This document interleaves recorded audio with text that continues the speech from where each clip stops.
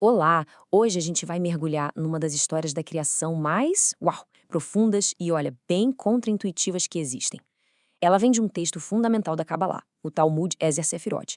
E, sério, se preparem, porque a ideia que ele traz desafia praticamente tudo que a gente acha que sabe sobre o começo. Essa é a grande pergunta, né? A humanidade se faz essa pergunta desde sempre. Civilizações, filósofos, cientistas, todo mundo já tentou encontrar uma resposta.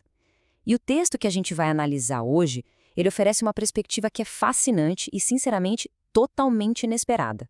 Então, a primeira coisa é, esquece aquela imagem clássica de uma grande explosão do Big Bang dando início a tudo. De acordo com essa fonte, o universo não começou com um movimento para fora, uma expansão. Foi o contrário. Foi um movimento para dentro, um ato de retirada. É uma ideia que logo de cara vira a nossa intuição de cabeça para baixo. Para começar, a gente precisa viajar para um tempo antes do tempo. É isso mesmo. Para entender o começo de verdade, primeiro a gente tem que tentar imaginar a realidade como ela era antes de qualquer coisa que a gente conheça sequer existir. O texto descreve esse estado primordial como Ein Sof. A tradução é algo como o infinito ou sem fim. Agora imagine só, uma realidade inteiramente preenchida por uma luz perfeita, uniforme e ilimitada. Sem começo, sem fim, sem nenhum espacinho vazio. Era a plenitude absoluta. E é aí que surge o grande paradoxo. Pensa bem, se a realidade inteira já estava completa, perfeita, totalmente preenchida por essa luz infinita, onde é que ia ter espaço para criar mundos, para criar universos ou qualquer coisinha nova que seja? Simplesmente não existia um lugar vago para adicionar algo. Agora, atenção, porque esse é um ponto crucial. O texto nos adverte, a gente não está falando de espaço físico, tá? Na realidade espiritual, separação não tem a ver com distância. Para entender, pensa na diferença entre o desejo de dar e o desejo de receber. Eles são opostos na sua forma, na sua essência, mesmo que ocupem o mesmo lugar, entende? E é essa diferença de forma a chave para entender tudo que vem a seguir. Isso, claro, nos leva a uma outra pergunta bem óbvia. Se tudo já era perfeito, completo, por que criar algo novo? Qual foi a motivação? Por que começar tudo? Bom, o texto diz que surgiu um simples desejo no infinito. A razão era basicamente revelar todo o seu potencial que estava ali, latente.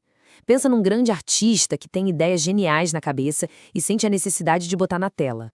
A criação foi esse ato de manifestar todas as qualidades perfeitas que existiam só em potencial para, como diz o texto, trazê-las à luz. E aqui a gente chega no evento central, na solução para aquele paradoxo da plenitude.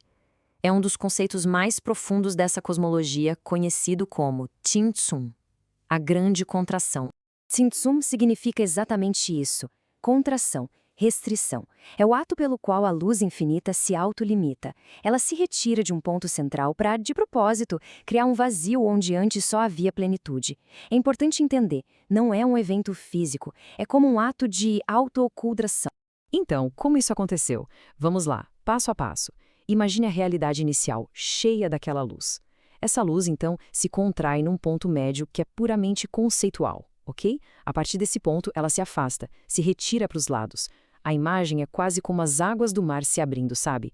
E ao fazer isso, deixa um vácuo no centro. Esse é o ato fundamental que permite que algo diferente do próprio infinito possa existir. E o resultado desse ato incrível de retirada não foi o nada, foi a possibilidade. Com esse vácuo, foi criado o palco para um novo tipo de realidade. Foi criado um espaço para mundos. Esse espaço vazio que ficou é chamado de Halo. Ele é a tela em branco, o palco onde todos os mundos, todas as dimensões e toda a criação poderiam finalmente começar a surgir. Sem essa retirada inicial, nada disso seria possível. E tem um detalhe fascinante sobre a forma desse espaço. O texto descreve ele como circular, perfeitamente uniforme. A razão para isso é ao mesmo tempo poética e lógica.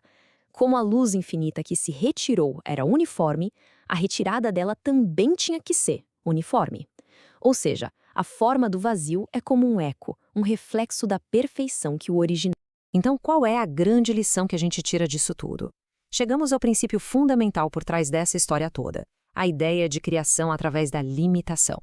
O ponto central é esse, então. Para que algo novo pudesse existir, algo que já era completo e perfeito teve que se limitar. A criação não nasceu da adição, mas da subtração. A existência começa com o ato de abrir espaço. É um princípio de criação que vem da autolimitação. E isso nos deixa com uma pergunta para refletir. Se o próprio cosmos nasceu de uma retirada, de um ato de abrir espaço para o novo, o que isso diz sobre a nossa própria capacidade de criar? Sobre o nosso crescimento?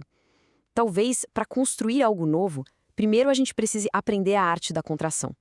Fica aí a reflexão.